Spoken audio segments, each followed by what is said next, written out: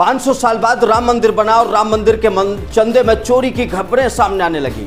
सवाल यही उठा कि भगवान राम हम सब के आराध्य हैं और उनके चंदे में चोरी की कोई सोच भी कैसे सकता है। जिन लोगों को रखवाली दी गई थी चंदे की, वो लोग चोरी करने लग गए, उन पर ये आरोप लगे और अब इस पूरे मामले में एसआईटी गठित कर दी गई है। केंद्र सरकार यानी कि पीएमओ से भी, प्रधानमंत्री कार्यालय से भी इस पूरे मामले में रिपोर्ट मांगी गई है, क्योंकि खुद प्रधानमंत्री नरेंद्र मोदी पहुंचे थे राम मंदिर का उद्घाटन करने। आज जब चंदा चोरी की खबरें आ रही हैं तो उन लोगों को गुस्सा आ रहा है जिन लोगों ने राम मंदिर आंदोलन में एक बड़ी भूमिका निभाई थी। बीजेपी के बड़े नेता विनय कटियार ने जब इस पूरे मामले में सुना कि चंदे चोरी की खबरें आ रही हैं राम मंदिर में, तो वो गुस्सा हो गए। उन्होंने कहा कि ये सब के सब चोर हैं, इन सारे चोरों को बाहर करिए। कथावाचक देवकीनंदन ठाकुर को जब इस बात का पता चला कि राम मंदिर में चंदे की चोरी की जा रही है, 10-1 लाख रुपए गोबर से बरामद हुए हैं, तो उन्होंने भी कहा कि एक सनातन कोड बनाने की बात हमने कही और सनातन कोड के जरिए संतों और शंकराचार्यों को उस कमेटी में शामिल किया जाए ताकि वहां पर चोरी की संभावनाएं, लूट और डकैती की संभावनाएं ना के बराबर हो जाएं। ये तमाम जो सुझाव हैं वो दिए गए हैं। इसके अलावा चोरी करने वालों को बताया गया है कि मल का कीड़ा उसे बनना पड़ेगा, 60,000 सालों तक बनना पड़ेगा, जो भगवान के दान पात्र में मंदिर में चोरी करेगा। लेकिन यहां तो एक पर एक खुलासे हो रहे हैं। लवकुश मिश्रा फरार हैं, उनके घर से कुछ पैसे बरामद हुए। चंपत राय की अगर बात की जाए तो चंपत राय से लेकर नृपेंद्र मिश्र दोनों ही अभी कुछ भी खुलकर बातचीत करते हुए नजर नहीं आ रहे हैं। अधिकारियों की बात की जाए तो अधिकारियों की एक टीम बना दी गई है, एसआईटी की टीम बना दी गई है और वह एसआईटी की टीम अपने स्तर पर राम मंदिर चंदे में हुए घपले की पड़ताल कर रही है। लेकिन सवाल यह है दोस्तों कि पड़ताल तक नौबत क्यों आई? क्या आपने कभी सुना है कि किसी मस्जिद में चोरी हुई चंदे की? क्या आपने कभी सुना कि किसी गुरुद्वारे में चंदे की चोरी हुई?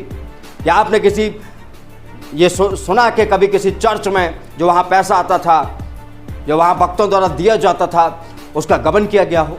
लेकिन हमारे मंदिरों में ऐसी घटनाएं लगातार सामने आती हैं, चाहे वो छोटे छोटे मंदिर हों, चाहे आज हमारे देश का सबसे बड़ा राम मंदिर जिसको बनने के लिए 500 साल तक हम सब लोगों ने इंतज़ार किया।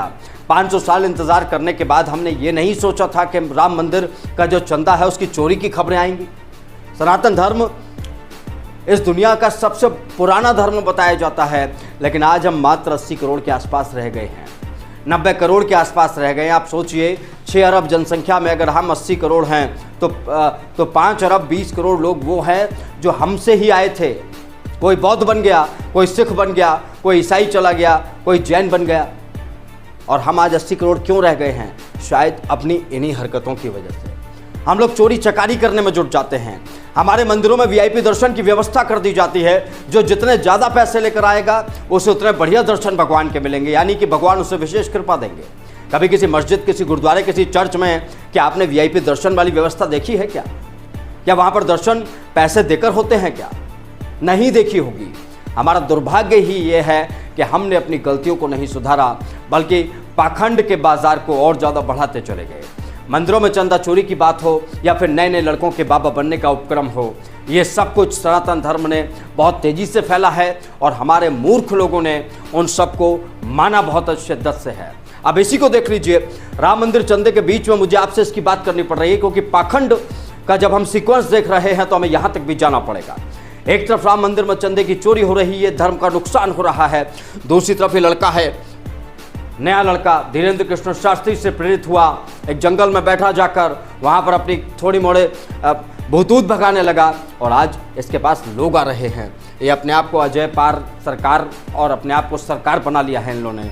जैसे धीरेन्द्र कृष्ण शास्त्री ने अपने आप को बागेश्वर धाम सरकार का पीठाधीश्वर बना लिया, वैसे ही ये जो लड़का है, नया लड़का, ये भी अपने आप को किसी पीठ का पीठाधीश्वर बना लेगा। तो दोस्तों, हमें यही सोचना है कि ये नए नए पीठाधीश्वर बन रहे हैं, ये हमारे धर्म की हानि कर रहे हैं। और इसके अलावा राम मंदिर इतने सालों बाद बना है, हम सबकी मनोकामनाएं पूरी हुई हैं। श्री राम को, रामलला को टेंट की जगह उनका मंदिर मिला है, और अगर उसी मंदिर में भ्रष्टाचार हो रहा है, उसी कमेटी में भ्रष्टाचार हो रहा है, तो ये दाग और धब्बे के समान है हम सब के ऊपर, सनातन धर्म के ऊपर, उस कमेटी के ऊपर जो कमेटी बनाई गई राम मंदिर के चंदे का ध्यान रखने के लिए। उन तमाम कार सेवकों पर जिन कार सेवकों ने इस राम मंदिर को बनाने के लिए लगातार मेहनत की और अपने प्राणों की आहुति दी, उन प्रधानमंत्री नरेंद्र मोदी पर जिन्होंने राम मंदिर को बनाने में एक बड़ी भूमिका निभाई, उसका पूजन किया, उन योगी आदित्यनाथ के कार्यकलापों पर सवाल उठेगा, दाग धब्बा लगेगा अगर राम मंदिर में चोरी की बात अगर सही है तो। फिलहाल आप क्या सोचते हैं इस पूरी खबर पर, हमें कमेंट बॉक्स में अपनी राय दे सकते हैं। बाकी इस खबर अगर आपको पसंद आई है तो इसे लाइक करें, दोस्तों के साथ शेयर करें और हमारे चैनल को सब्सक्राइब करना ना भूलें। नमस्कार।